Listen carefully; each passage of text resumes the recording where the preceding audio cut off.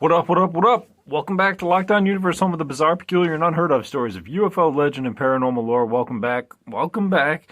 Happy to be back. Hopefully you guys are doing awesome and taking care of yourselves. I apologize. The recording stopped, so we're going to have to start up with episode number 3, and we're going to talk about a couple more witnesses and play a little bit of audio, and then we are going to talk about Mr.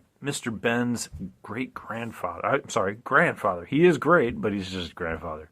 So what Ben did was to track down somebody who actually did reverse engineering on this ship, and at Wright Pat, he found some documents that led him to Mark Magruder, who is the son of a reverse engineer. So I'm going to play this for you so you can listen in on it.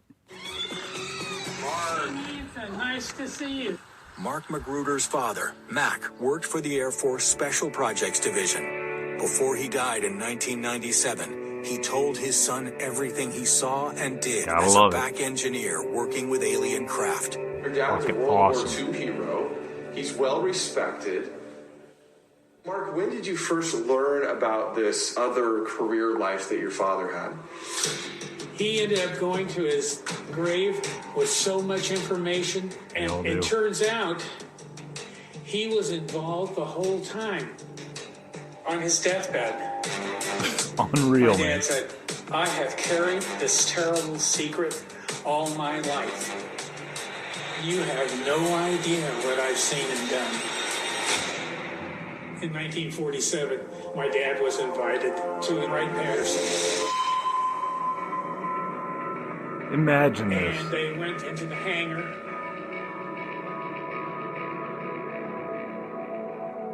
And inside the hangar, there was this material. It was so strong, but so lightweight. You mean a kind of metal? Yes. And they put 2 and 2 together. And they knew there was the Roswell crash. Wait. Jenny Zeidman claimed a metallurgical company named Battelle was interested in the Roswell UFO.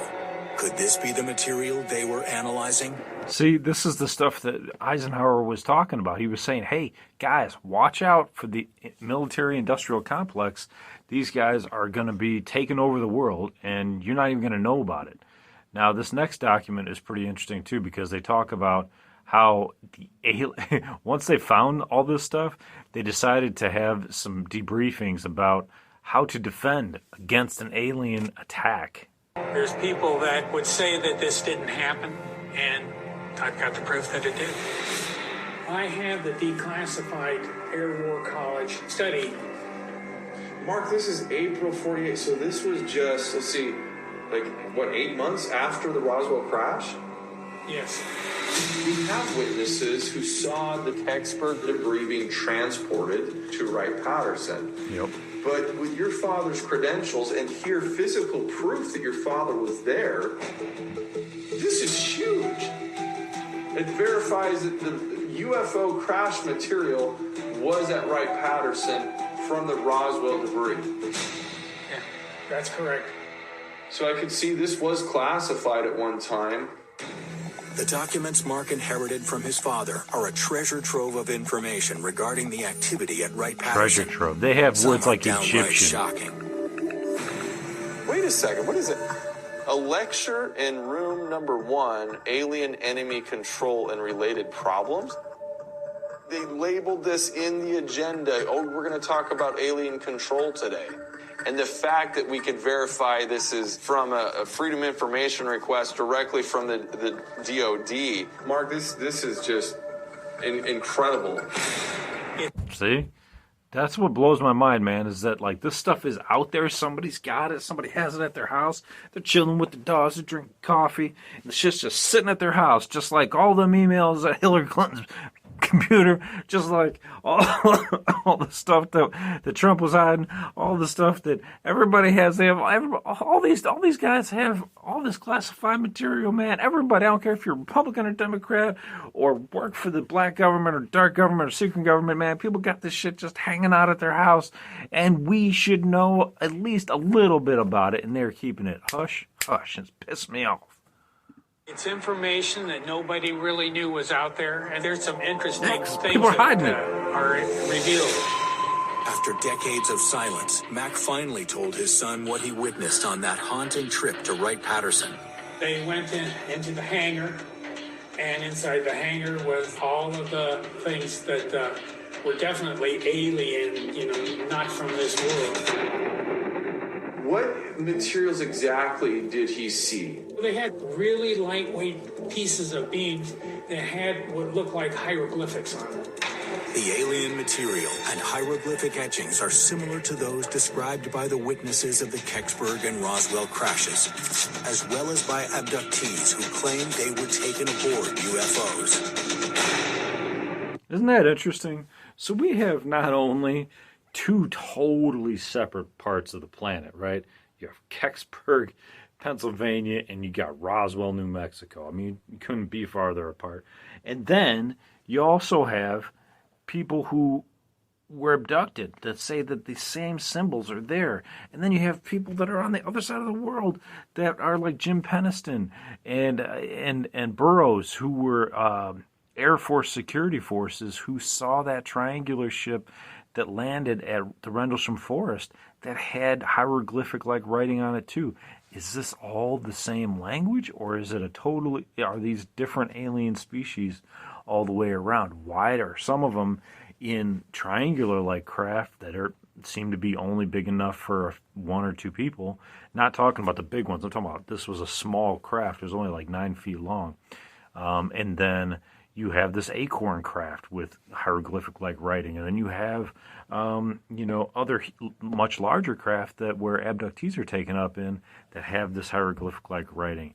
Now, when it comes to language, I mean, it's hard to differentiate sometimes.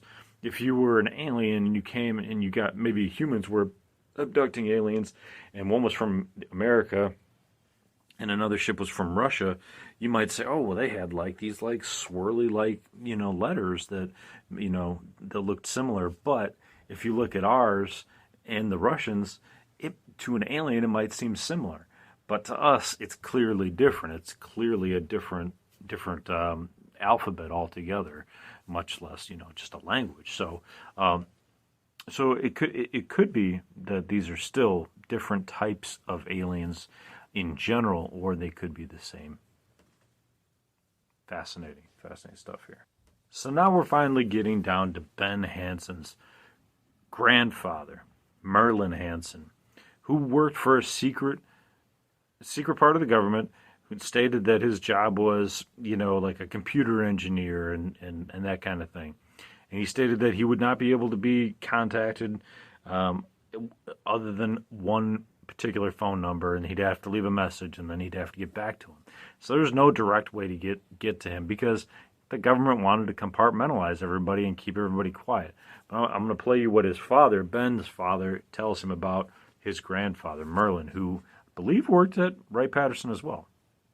He said, son, I've accepted an assignment with the government, and I'm not going to be accessible to the family, but there'll be one phone number that you will have to call and leave a message.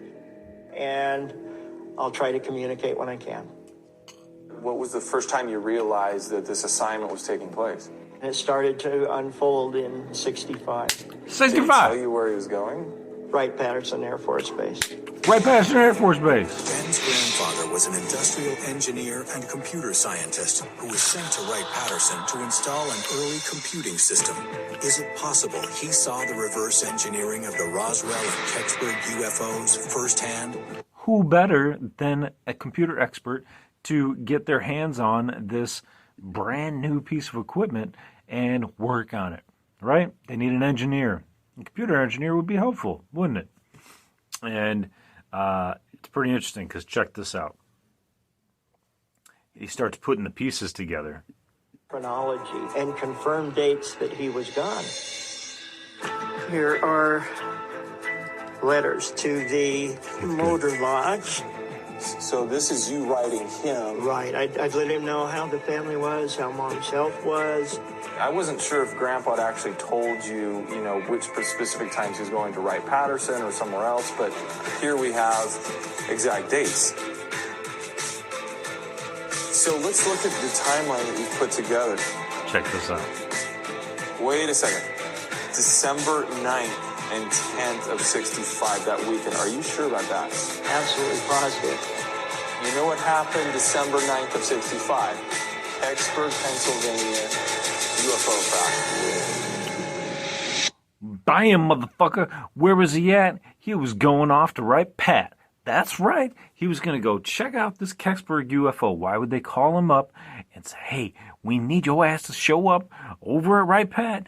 And they just happened to just capture that acorn from Kecksburg and transfer it on over that same night. They say, get your ass over here.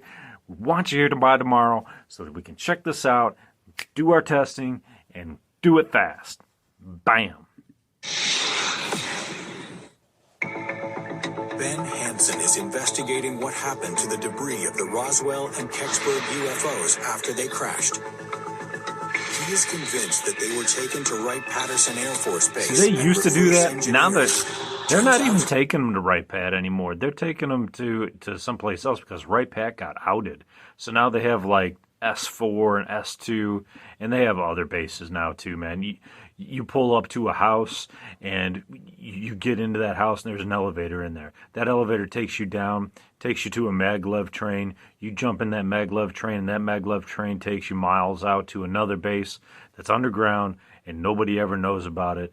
And when you pull up to this house, there's a huge barn in the back where you can park your car, then go into the house, jump on the maglev train, go in, do your work for 8 hours, go back in the maglev train, go up the elevator, jump in the car, and go home.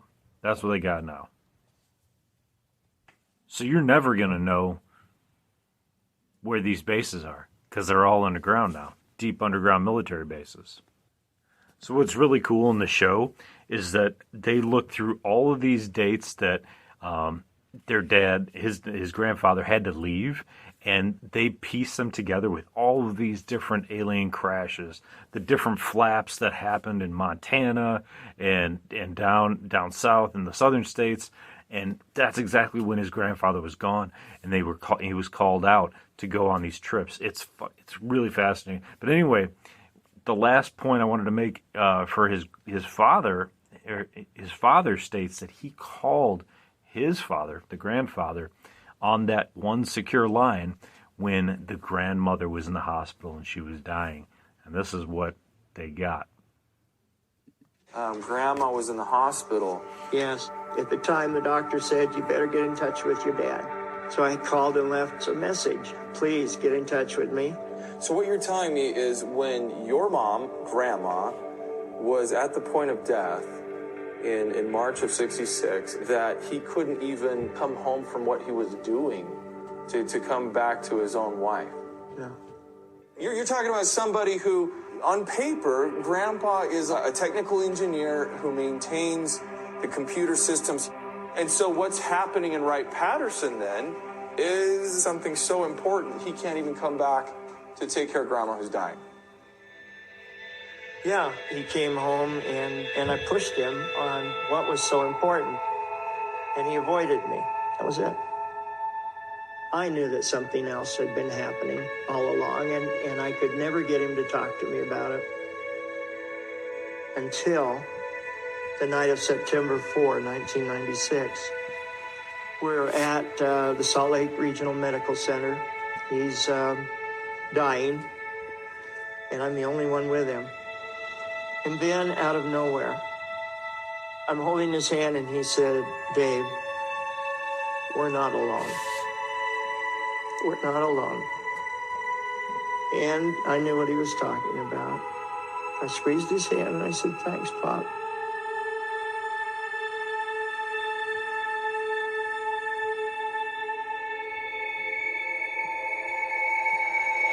These guys are so terrified or threatened or don't want to lose their pension or have their families, being threatened that they don't want to say anything until they're on their deathbed. And what's wild is that they say he was even active in this whole conspiracy or project all the way up until he was on his deathbed, man. On his deathbed. Could you imagine being on your deathbed in the hospital and you're like, yeah, man, I'm dying, but okay, what else do you need? Okay, I would tell him to do this. I would tell him to get into that UFO using a acetylene torch and put 3 fingers on instead of 4, because the aliens got 3. I'm making this shit up, but you know what I mean. Just like, you're freaking dying, you're in pain, you're having a hard time breathing, and you're trying to give them information that's fucking mind-boggling, dude. It's fucking mind-boggling that they push them that far, but that's what they did. So, could you imagine, starting this show, and he's interested in certain cases, but he had no clue that his grandfather was doing all this extra stuff until he interviewed his dad, and his dad started pulling out all these documents that he had, and then they started piecing everything together and saying, hey, this is what happened at this time. This is where he was during this flap. Oh, yeah, that flap happened. Oh, yeah, he was there at the exact same time. Oh, I called him here, and then he answered, he was able to respond while he was here, and it all comes together. This dude was probably in the deep, deep state of secrecy and compartmentalization. So could you imagine doing research, you being a UFO researcher, right? We all are. If we're listening to this podcast, we're all researchers. We're all trying to find out the truth. And let's say you're doing research on a particular crash, and then you happen to find out that you're talking to your mom or your dad, and they're like, oh yeah, I think my dad was in the Air Force. Oh yeah, what did he do? Well, he said he was a scientist. Well, where did he work? Well, he worked at this secret government facility where we know now, years later, that they were keeping ships from outer space and highly secretive items and objects, maybe even alien bodies. Oh, okay, well, let's see where he was during this time period. Oh, he was down in, New Mexico during this crash, or he was down in, Pascagoula, down at this alien abduction case, the one of the most famous cases of all time. Dude, it would blow your mind. It would blow your mind, blow my mind. My dad was in the Air Force, but he wasn't, doing all that. He was in Vietnam, so. But if he was definitely a secret agent or something like that, I would hopefully be told. I have had family friends that have interviewed their parents. One in particular who basically said he works on alien stuff. He just wasn't able to say what. So I don't know if he was a researcher, not a researcher, but like a Men in Black, or if he was a guy that would go out to these sites, or if he was a disinformation agent. He won't say, or he wouldn't say. I don't know if he's even still alive, but it was proven, that he, the family said he did work for the Air Force. He did do this, and he has been in for this amount of time and whatever. So yeah, there you go. So what do you think? Wouldn't it be fascinating to find out one of your family members was one of the deep state agents? Would you feel bad? Would you feel guilty? Would you feel like, oh man, part of my bloodline is part of the people that have been keeping this secret? Well, not necessarily. If he was just working on the stuff, he wasn't necessarily trying to keep it a secret, but it's kind of like guilt by association, right? If you're working on it and you don't come out and tell everybody, in a press conference, are you guilty of a secret by omission, right? Kind of, but you're working for the government. The government's supposed to be the good guys, and you have this dichotomy of trying to be a good person and also trying to keep your job and trying to take care of your family. And which one comes first? The people out there needing to know about aliens, or you keeping your job, you keeping your family safe and not being threatened by the government? You see what I'm saying? So it becomes pretty easy to understand why a lot of these guys don't come forward, because it doesn't benefit them really at all. It more threatens them than anything, unless they're single and they don't have people that are, they got to worry about, and they have maybe some protection. It's like being like an undercover agent with like some police force or some federal agency. your life is on the line. So anyway, guys, I hope you guys have a great weekend. Fantastic weekend. Sorry the last episode had to cut short. Technical difficulties, but I promise to bring you another one right quick and easy coming up here. So enjoy. I hope you take care of yourselves physically, spiritually, and emotionally, following through on your hobbies and your goals and your dreams. And as always, continue to question the universe around you. Until next time, guys, take care. Please like, follow, share, subscribe, and Lockdown Universe is out. Peace.